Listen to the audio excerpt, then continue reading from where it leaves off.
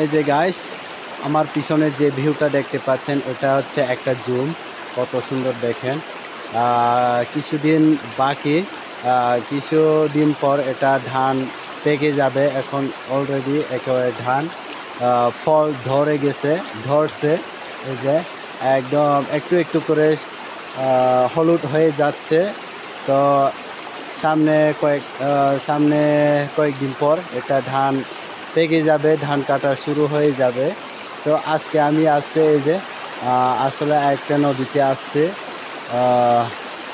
আজকে মূলত আমি আসছি হচ্ছে বড়শি ফেলতে। এই যে আমার অবস্থা এরকম হয়ে গেছে। তো আমার গায়ে এই যে